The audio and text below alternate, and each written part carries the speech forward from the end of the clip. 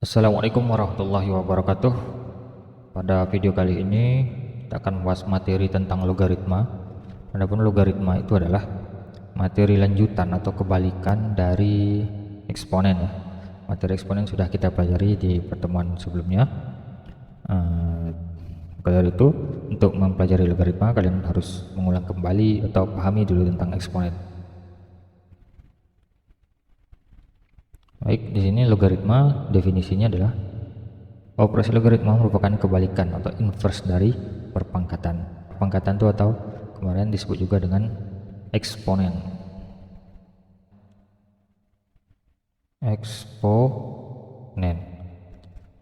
Baik, kemarin definisi eksponen atau notasinya biasa ditulis misalkan ada bilangan A berpangkat n. Ini artinya adalah bilangan A itu akan dikalikan sebanyak n kali. Maka hasilnya kita misalkan X.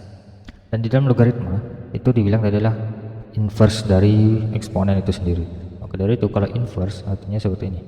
Di dalam logaritma, jika A logaritma X maka akan menghasilkan N. Nah, di sini A pada bilangan eksponen kemarin disebut dengan basis atau bilangan pokok, maka di logaritma di sini juga masih disebut basis atau bilangan pokok. Kemudian di eksponen kemarin ini disebut dengan pangkat, tapi n di sini pada logaritma adalah hasilnya, hasil logaritma. Sedangkan x pada eksponen ini adalah hasil dari eksponen. Kemudian X pada logaritma itu disebut dengan numerus. Oke. Jadi dapat disimpulkan bahwa logaritma ini kita adalah mencari suatu pangkat dari perpangkatannya.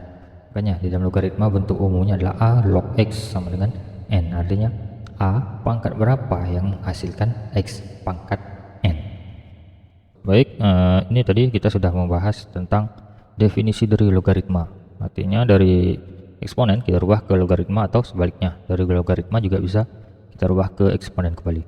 Nah, contohnya misalnya seperti ini. Contoh, misal saya punya bilangan 2 berpangkat 3, itu hasilnya adalah 8, karena 2 berpangkat 3 itu artinya 2 dikali 2 dikali 2 sebanyak 3 kali, maka akan menghasilkan 8. Kita cek ya, 2 kali 2 4, 4 dikali 2 maka hasilnya ada 8. Oke, saya hapus dulu. Nah, sekarang kalau kita mempunyai bilangan eksponen 2 pangkat 3 sama dengan 8, bisa kita rubah menjadi bilangan logaritma, yaitu jadinya yang mana tadi ini adalah A nya 2, N nya 3, dan X nya 8. Artinya kalau kita rubah ke dalam bentuk eksponen ke dalam bentuk logaritma, jadinya adalah 2 log 8. Hasilnya berapa? 3. Artinya di sini kalau kita membaca logaritma 2 pangkat berapa yang menghasilkan 8? Pangkat 3. Nah, ini cara merubah dari bilangan berpangkat menjadi logaritma.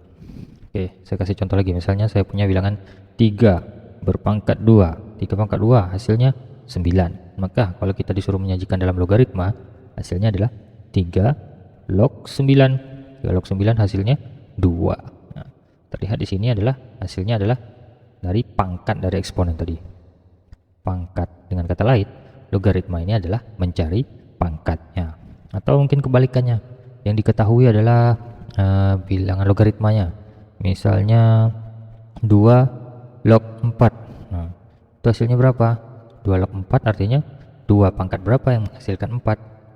2 pangkat 2. Artinya kalau kita disuruh merubah ke dalam eksponen, 2 pangkat 2. 2 pangkat 2 sama dengan hasilnya di numerus ini 4. Nah, ini cara merubah dari logaritma ke eksponen.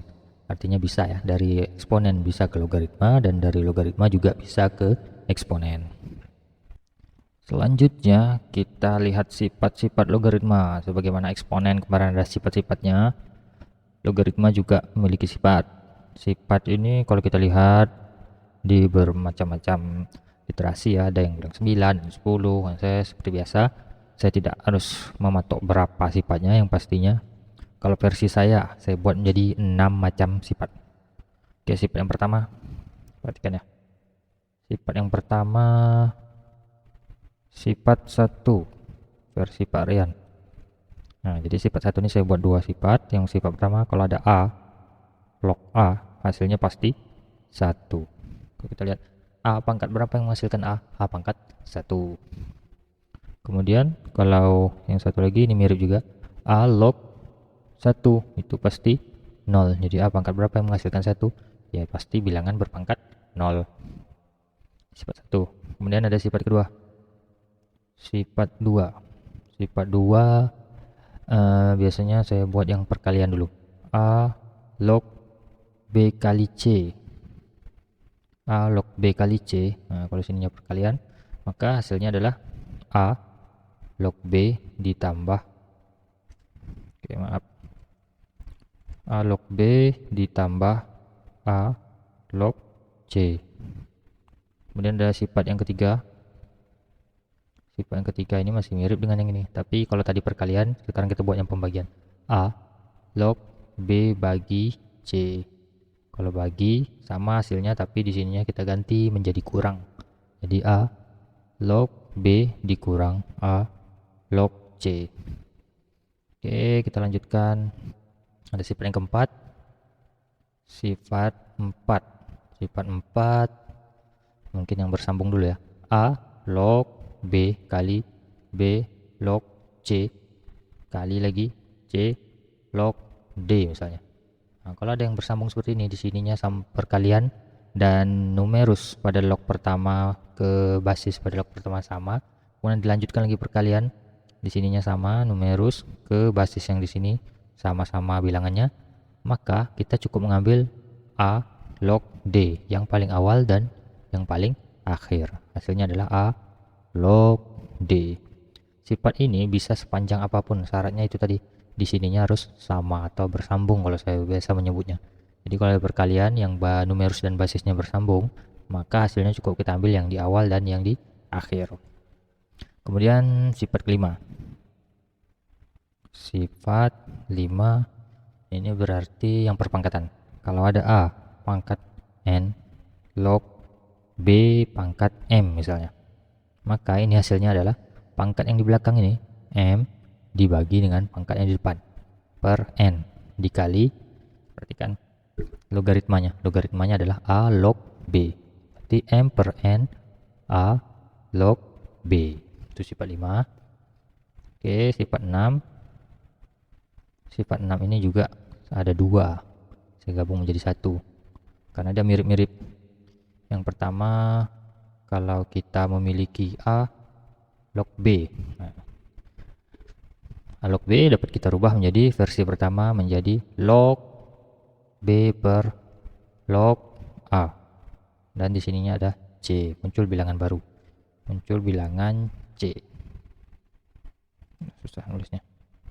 C log B per C log A. Ini fungsinya apa? Jadi kita bisa memunculkan suatu bilangan baru, yaitu bilangan C, dengan sesuai keperluan yang kita butuhkan untuk menyelesaikan suatu permasalahan. Terus yang versi yang keduanya apa? Ini dia.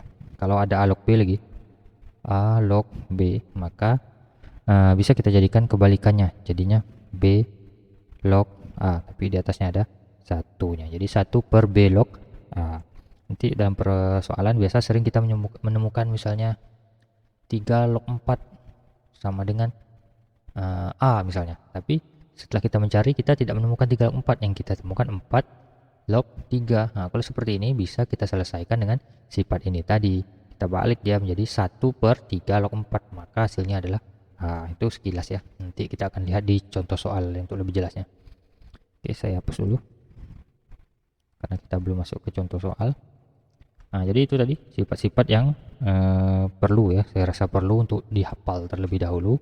Untuk pengaplikasiannya kita lanjutkan di video berikutnya.